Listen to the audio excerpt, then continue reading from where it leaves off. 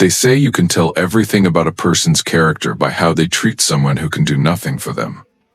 I have found this to be absolutely devastatingly true, and the people who mistake that silence for weakness, who mistake that patience for ignorance, who look across a room at a quiet old man in simple clothes and see nothing worth respecting, those are always the most interesting people to watch. My name is William Hayes, and I have been that quiet old man my entire life, intentionally.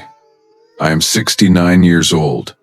I drive a 2003 Buick LeSabre that my daughter Serena has been begging me to retire for the better part of 3 years. It is silver. Or it was silver once. Now it is more of a silver-adjacent situation. The kind of color that happens when a car has lived a full life in the sun and the rain and doesn't particularly care what you think about it anymore. I wear clean clothes, nothing flashy, nothing that announces itself when I walk into a room. I live in the same house I bought 31 years ago on Elmwood Drive, a quiet street where the oak trees are older than most of the marriages in the neighborhood, and where people still wave at each other from their porches on Sunday mornings. My neighbor Bill Patterson, retired postal worker, good man, terrible golfer, once leaned over the fence on a Saturday afternoon and told me I was the most unfancy rich guy he'd ever met. I told him I wasn't rich. He laughed. I laughed. We talked about his tomato garden for 20 minutes, and I went back inside. Here is what Bill Patterson doesn't know, what my Sunday morning church friends don't know, what the young man at the dealership who once tried to sell me something newer didn't know when I smiled politely and said, "The LeSabre is just fine, son." I own Cornerstone Group, real estate, private equity, a media subsidiary, holdings across 4 states and 3 countries, structured through a network of companies so carefully layered that my name appears nowhere obvious, no Forbes profile, no charity gala with my photo on a banner, no profile in any business magazine with a headline about my journey to the top. I built it that way deliberately, brick by brick, decision by decision, over 4 decades of getting up before sunrise and going to bed after midnight, and never once confusing visibility with value. Cornerstone Group is worth $3.1 billion. I drive a car with a dented mirror and an air conditioner that does whatever it wants, and I would not change a single thing. Now, let me tell you about my daughter. Serena Hayes Cross is 34 years old, and she is, without any exaggeration, the finest thing I've ever built. Smarter than me, warmer than her mother, God rest her soul. She has this laugh that starts quiet and then takes over an entire room before she even realizes it's happening. When she was 7 years old, she negotiated an extra 30 minutes of TV time for me using a 3-point argument that I genuinely did not have a counter to. I remember sitting there thinking, this child is going to be dangerous one day. I was right. What I did not anticipate was who she was going to marry. 3 years ago, Serena brought home Aaron Cross. Now, I want to be fair to Aaron. I want to be measured and balanced and give the man his due. So, let me say this as generously as I possibly can. Aaron Cross is the human equivalent of a firm handshake that goes on just a little too long. He is 38 years old, 6 feet even, good-looking in the way that men who spend considerable time in front of mirrors tend to be. He wears suits that fit him perfectly and watches that cost more than some people's cars, and he has this habit of steering every conversation, every single one, back to something he has achieved, something he owns, or somewhere impressive he has recently been. Within the first 15 minutes of meeting me, he mentioned his MBA, his golf handicap, and the fact that he had recently been to a conference in Geneva. Geneva. He said the word Geneva the way people say it when they want you to know they have been to Geneva. I nodded. I said, "That's wonderful, son." 6 months after meeting Serena, Aaron Cross was appointed CEO of CrossPoint Logistics. Now here is where the story gets interesting, and I need you to stay with me here because this is important. CrossPoint Logistics is one of Cornerstone Group subsidiaries, a solid company. 412 employees. Contracts with some of the largest distribution networks in the country. Good bones, real value. Aaron Cross got that job through what appeared to be a completely standard competitive search process. Recruitment firm. Multiple rounds of interviews, reference checks, board evaluation.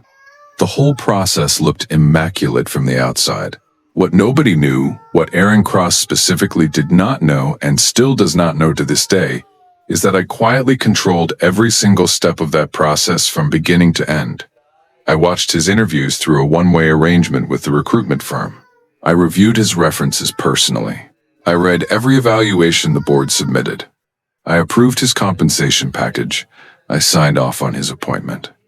And then I went home, changed into my gardening clothes, and planted 3 rose bushes along the back fence. Aaron Cross became CEO of my company. He sent me a text that evening that said, "Big news. Just landed a huge CEO role. Serena is so proud. Hard work pays off." I replied, "Congratulations, son. Well deserved." Then I put my phone down and watched the evening news. I want to be honest with you about something. In the beginning, I genuinely wanted to give Aaron Cross a chance. I did. I am not a man who makes up his mind about people quickly. I have hired and mentored enough human beings in my lifetime to know that first impressions are just that. First impressions, people grow. People surprise you. I have been surprised before. Aaron Cross did not surprise me. What he did instead was show me, slowly and consistently, exactly who he was. It started small, the way it always starts small. Then came the evening at his company dinner, his company, he believed, where he introduced me to his colleagues, and one of them, a young VP type with too much hair product, asked me what I did. Before I could open my mouth, Aaron said, and I quote, "He's retired. Serena's dad. Enjoy your evening, Mr. Hayes." And just like that, I was moved along, like a guest at a party who had wandered into the wrong room.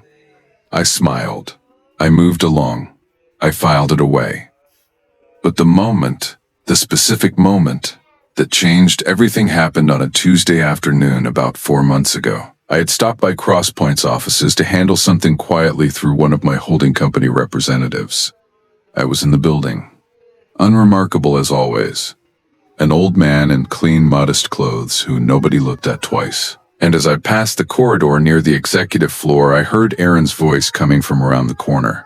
He was talking to someone, another executive by the sound of it. I stopped. "Serena's dad?" Aaron was saying, and I could hear the smile in his voice. "Oh, he's harmless. Poor old guy. Peaked early, I think. You know the type. Was probably somebody back in the day. Now he just potters around his garden and drives that old Buick." He lowered his voice, but not enough. "Serena feels responsible for him, which is, a lot sometimes. But what can you do? Family is family." Then I straightened my jacket, and I walked quietly back the way I came. Peaked early. Drives that old Buick. I let those words sit with me for 4 months. I am a patient man. I come from a long line of patient men. My father used to say, "William, the river doesn't fight the rock. It just keeps moving." And eventually, the rock is gone. I kept moving. If you've been listening for a while, do us one quick favor. Subscribe. It costs you nothing and means everything to us. Thank you, genuinely. The dinner invitation came on a Thursday evening. Serena called me excited, warm the way she always is. Aaron's parents, Gerald and Margaret Cross, were hosting a family dinner at their estate out in Westfield. Gerald was a retired investment banker. Margaret was the kind of woman whose entire personality was constructed around the square footage of her home. They wanted to get together, all of us. One big happy family. "Dad, you'll love them," Serena said. "They're very warm people." "I'm sure they are, sweetheart," I said. I already knew things about Gerald and Margaret Cross that would have made that sentence very difficult for Serena to finish. But I said nothing. I told her I would be there. I told her I was looking forward to it. Then Aaron called. He called me directly, which was already unusual enough to be interesting. He was friendly, casual. The way people are friendly and casual when they are about to say something they know is slightly offensive, but have decided to say anyway. "Hey, so, just heads up about Saturday," he said. "Gerald and Margaret, they're pretty, traditional, old school. So it might be worth maybe, I don't know, dressing up a little? Nothing crazy, just, something a bit sharper than usual. There was a pause. Aaron, I said pleasantly, I appreciate you thinking of me. Of course, he said, relieved. Just want everyone to be comfortable. You know how it is. I do, I said. I'll see you Saturday. I hung up the phone. I looked at my reflection in the hallway mirror for a long moment. Then I went to my closet, moved past the suits in the back, the charcoal ones, the navy ones, the ones I wore when Cornerstone closed its largest acquisition 11 years ago. Moved past all of it. And I pulled out my simplest clothes. Clean, pressed, modest. I laid them out for Saturday. Then, I walked out to the driveway, patted the roof of the old Buick LeSabre twice, the way you pat the shoulder of someone you trust, before something important. We're going to a dinner. Old girl, I thought. Dress code is humble. We've got that covered. Because here is what Aaron Cross did not understand. Here is what Gerald and Margaret Cross did not understand. Here is what nobody in that dining room was going to understand until it was far too late. I wasn't dressing down because I had nothing better. I was dressing down because I wanted to see exactly who they were when they thought nothing was at stake. And I had a feeling, a very quiet, very certain, 40 years in the making kind of feeling, that they were about to show me everything. Saturday was coming, and so was I. Saturday arrived the way important days always do. Quietly, without fanfare, like it had no idea what it was about to become. I woke up at 5:30 in the morning the way I have woken up every day for the last 40 years. Made my coffee, black, no sugar, the same way my father drank it and his father before him. Sat at my kitchen table by the window that looks out onto the garden and watched the morning come in slow and gray over the oak tree in the backyard. I was calm. I am always calm. It is perhaps the most underestimated weapon a man can possess. I dressed slowly and deliberately. Clean slacks, a simple button-down shirt, light blue, pressed the night before. My everyday shoes, polished but unremarkable. No watch worth mentioning. I looked at myself in the hallway mirror for a moment and thought, yes, that's exactly right. I walked out to the driveway. The LeSabre sat there in the morning light, silver and unhurried, the cracked passenger mirror catching a thin sliver of the early sun. I got in. The engine turned over with its familiar morning groan, that low rattling complaint that I have come to find oddly comforting, and then settled into its steady idle. Let's go see who these people are, I thought, and I drove to Westfield. The Cross estate sat at the end of a long private driveway lined with trimmed hedges that were maintained with the kind of aggressive perfection that communicates a specific message to anyone arriving. We are people who control things, even the hedges. I pulled the LeSabre through the gate and followed the driveway to the front of the house. There was a young man stationed near the entrance. Not quite a valet, not quite a butler, but something in between, whose entire job appeared to be making arriving guests feel either welcomed or assessed depending on what they drove.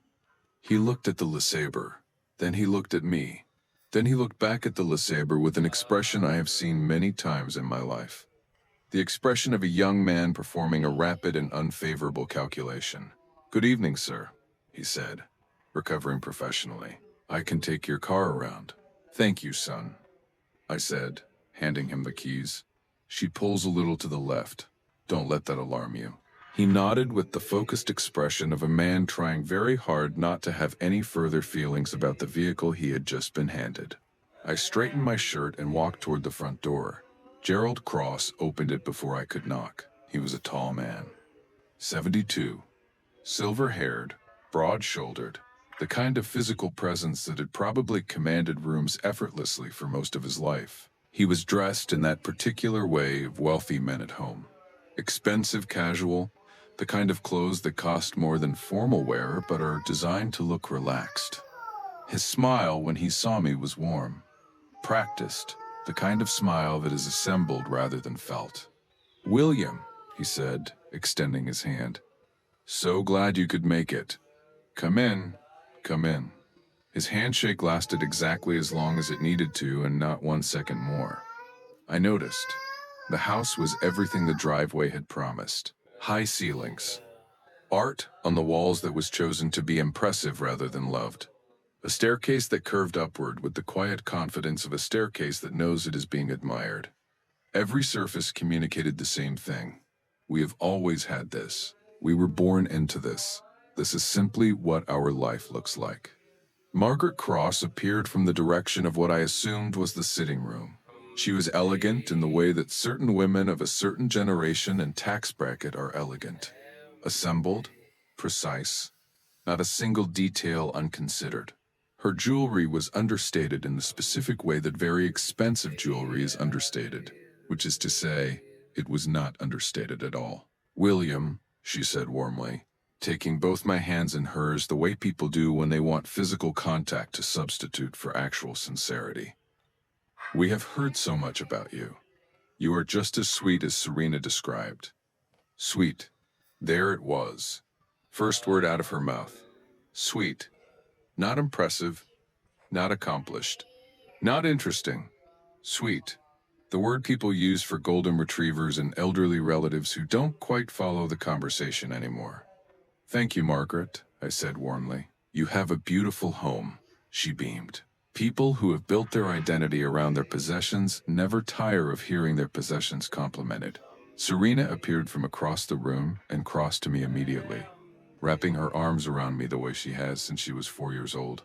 I held on to that hug for just a moment longer than usual. "You look great, Dad," she whispered. "So do you, sweetheart?" I said. Aaron materialized behind her. He looked at my outfit with an expression he controlled very quickly. Just a flicker, half a second. But I caught it the way I always catch things. A brief, pained look that said I specifically asked him to dress up, followed immediately by the recovery smile. "William, glad you made it," he said, clapping me on the shoulder the way men do when they are performing warmth for an audience. "Come on in. Gerald just opened something special." Something special. I would come to understand that this was the theme of the evening. Everything, the wine, the food, the house, the family, was something special. Everything except me. We moved to the dining room.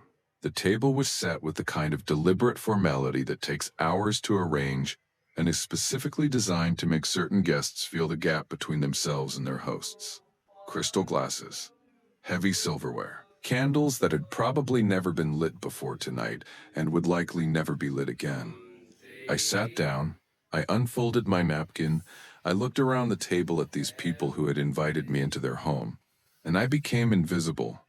Not because anyone made me invisible, because I chose it. I have spent 69 years learning that the most dangerous thing a man can do in a room full of people who underestimate him is correct that underestimation too soon. So I sat, I smiled, I asked polite questions, I complimented the wine I had not yet tasted, and I watched. Gerald led the conversation the way men like Gerald always lead conversations. From the front, loudly, with the absolute confidence of someone who has never once been told he was talking too much. He spoke about the markets, about a recent trip to Scotland, about Aaron's extraordinary instincts at Crosspoint. "The boy has completely transformed that company," Gerald said, swirling his glass. "The board respects him enormously. I always knew he had it in him. Leadership is in the blood, I believe. Just, informatively, the way people look at you when they want to establish a contrast without having to say it directly." I nodded appreciatively. "That's wonderful," I said. "You must be very proud."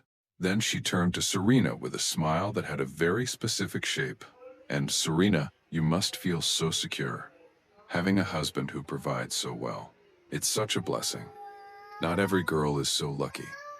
The table went slightly quiet for just a fraction of a second. Serena smiled graciously, but I saw her eyes. I saw them.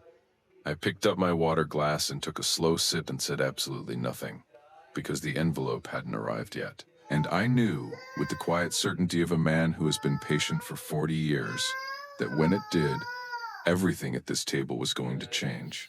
I just had to wait a little longer. There is a moment in every long game when patience stops being a virtue and becomes a verdict.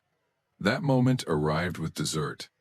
I had been sitting at that table for 2 hours. 2 hours of nodding, 2 hours of smiling, 2 hours of asking questions I already knew the answers to, and complimenting wine I didn't particularly care about, and laughing at Gerald Cross's stories that weren't quite as funny as Gerald Cross believed them to be.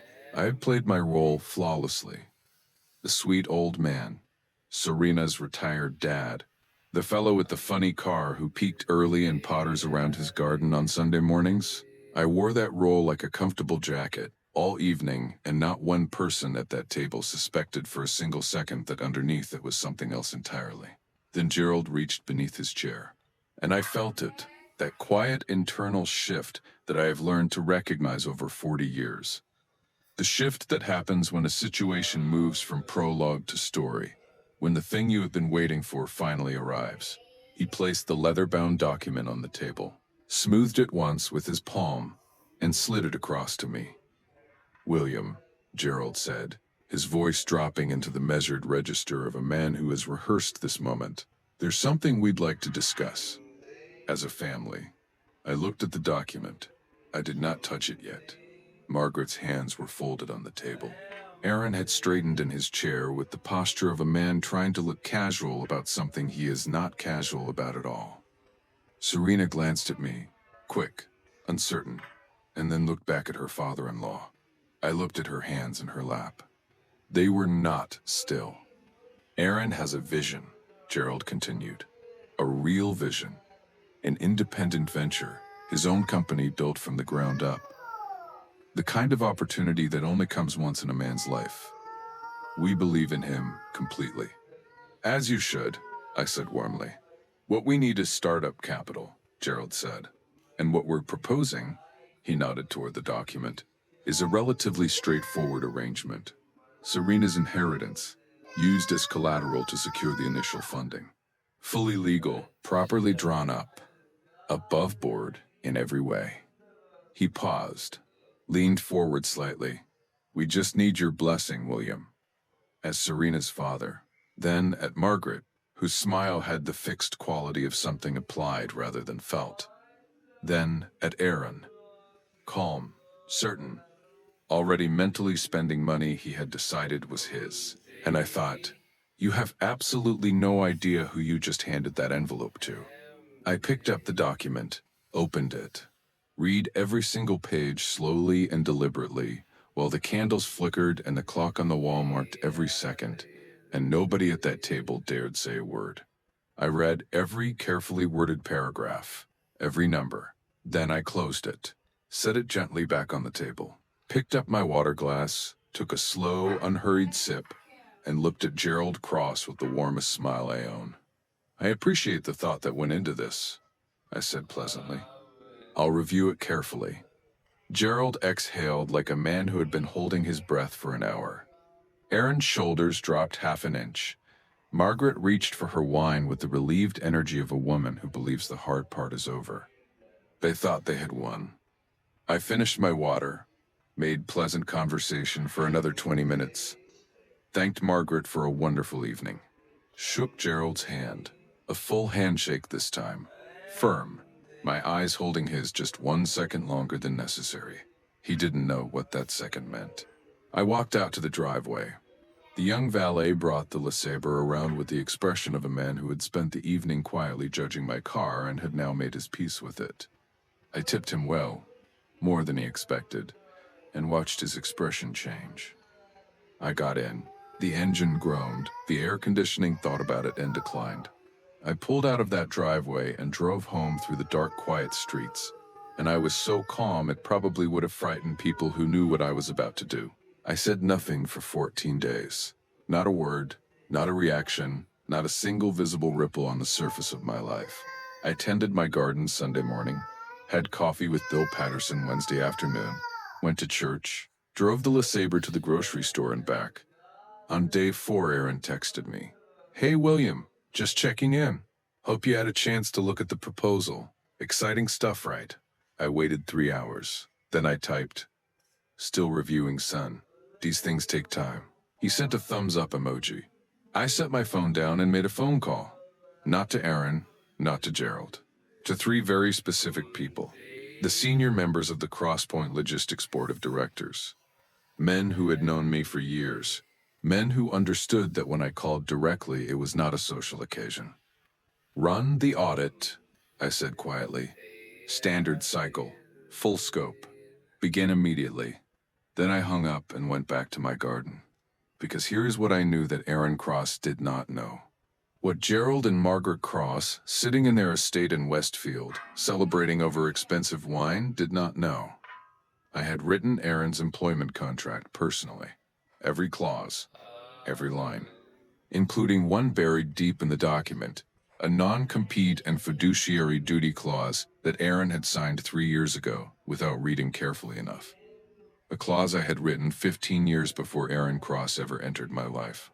A clause designed precisely for men who believe they are smarter than the room they are standing in. I had been patient for 15 years.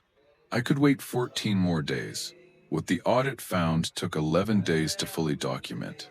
And when the final report landed on my desk, I sat with it for a long time. Not because I was surprised. I was not surprised. I sat with it because I wanted to be sure, completely, absolutely sure, before I did what came next. Aaron Cross had been building his independent venture for 8 months. On company time, on company devices. Using CrossPoint's internal contacts and client relationships to construct a business that would directly compete with Cornerstone's holdings. Carefully, quietly, believing with complete confidence that nobody above him was watching. He had forgotten something that I consider fundamental. You cannot build something in secret inside a house that belongs to the man you are hiding it from. Every meeting, every document, every contact made on company time, all of it a direct violation of the clause he had signed, all of it documented, all of it sitting in a folder on my desk on a Thursday morning when I put on the charcoal suit from the back of my closet, pressed the night before, and drove the LeSabre to CrossPoint Logistics. I parked in the reserved space out front. The one with the small placard that read, "Cornerstone Group, Reserved." The one Aaron Cross had driven past 3 times a week for 3 years without once asking whose name belonged to it. I walked into that conference room, and I sat at the head of the table, board members to my left, legal team to my right, the audit findings in a folder in front of me. And in approximately 4 minutes, Aaron Cross walking through that door believing he was arriving for a routine check-in. I straightened my jacket. I waited. The door opened. He walked in carrying his usual confidence like a coat. Easy, natural, fitted perfectly to his shoulders. He scanned the room, took in the board members, the lawyers, the documents on the table, and then his eyes found me, sitting at his table, in his conference room, in a suit he had never seen me wear. I watched it happen in real time, the understanding moving across his face in slow motion, floor by floor. The recruitment search, the contract, the audit. Gerald's proud smile, the envelope sliding across the table. Every single moment of the last 3 years arriving all at once in that conference room. On a Thursday morning, the silence lasted 10 full seconds. I let every one of them land. Then I said quietly, "Sit down, Aaron." He sat. "I'm going to say this once," I said. "Not because I'm angry. I want you to understand that. I am not angry. Anger is for men who didn't see this coming. I saw this coming from the moment you slid that car printout across my kitchen counter 3 years ago." I opened the folder. CrossPoint Logistics is owned by Cornerstone Group. Cornerstone Group is owned by me. Has been for 19 years. The company you run, the salary you earn, the reputation you have spent 3 years building your entire identity around, exists because I built it. I appointed you because I believed in what I saw. I gave you every resource you needed to become something real. And for 8 months, you used those resources to construct something designed to compete against the very foundation that made you. I closed the folder. The clause in your contract covers every single thing the audit found. Our legal team is prepared to pursue this to its full conclusion if necessary. Every trace of the confidence he had walked in with was gone. He looked, suddenly, and for the first time since I had known him, very young, very small, very far from Geneva. "However," I said, "I am not interested in destroying you. I am interested in clarity. So here's what happens next. You resign today, quietly, professionally. Your reputation stays intact, and this stays between these walls, or we proceed legally and everything in this folder becomes part of a very public record. He looked at the board members. Neutral. He looked at the lawyers. Neutral. He looked back at me and I saw something in his eyes that I had not expected. And that I will be honest, it moved me slightly. Not anger. Not defiance. Not the performance of a man trying to salvage a situation. Shame. Real shame. The deep, quiet kind. The kind that only comes when a man finally sees himself with complete clarity and does not like what he finds. I'll resign, he said. Quietly. Like the words cost him something. Good, I said. I stood up, buttoned my jacket, picked up my folder. One more thing, I said at the door. The proposal your father presented at dinner. Serena's inheritance as collateral. I let that sit for exactly 1 second. My lawyers transferred her inheritance this morning. Directly into her name. Irrevocably. In a personal account that requires her signature alone. Gerald's proposal is now a document about money that no longer exists where he believed it did. Tell your parents I said thank you for dinner. The lamb was excellent. I drove home in the Le Saber. The engine cleared its throat at the first start. The air conditioning came on briefly and then reconsidered. The cracked passenger mirror caught the last of the afternoon light as I turned onto Elmwood Drive and pulled into my driveway. I sat in the car for a moment. Just sat. 31 years of being the man nobody looked at twice, and knowing exactly who I was the entire time.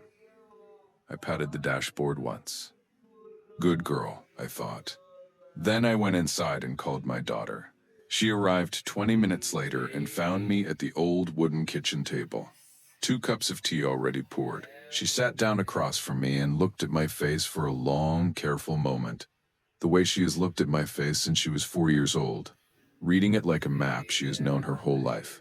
From the beginning, the company, the structure, the cross-point appointment, the contract clause I had written 15 years ago, the audit, the boardroom, the inheritance transfer, every piece of it laid out quietly.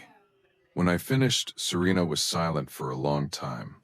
Then Serena looked up at me and asked the question, the only question, the one I had been carrying the answer to for 30 years. Dad, why didn't you ever tell me about any of it? I looked down at my cup, looked out at the dark garden, looked back at my daughter, at her mother's eyes and her face, at the laugh that takes over rooms, at the 7-year-old who out-argued me over television time and won. Because I wanted you to choose your life, I said. Not have it chosen by what I own. I never wanted you to look at me and see a company. I wanted you to see your father. She cried. I held her hand across the table and I let her. And I thought about Gerald Cross sitting very still in that estate in Westfield. Margaret setting down her wine. Aaron finding the words to explain to his parents why the quiet old man in the simple clothes had turned out to be the one person in that dining room they should never, not for 1 single second, have underestimated. I thought about all of that, and then I let it go, because the only thing in the world that mattered to me was sitting right across this table, hands wrapped around a warm cup, eyes red, smiling through it. My daughter, the finest thing I ever built. Some men don't look powerful. They just are. And the ones who underestimate them, they always find out. If you enjoyed this story, join our community by hitting that like button and subscribing for more real, raw, and family-centered stories. I'll see you in the next one.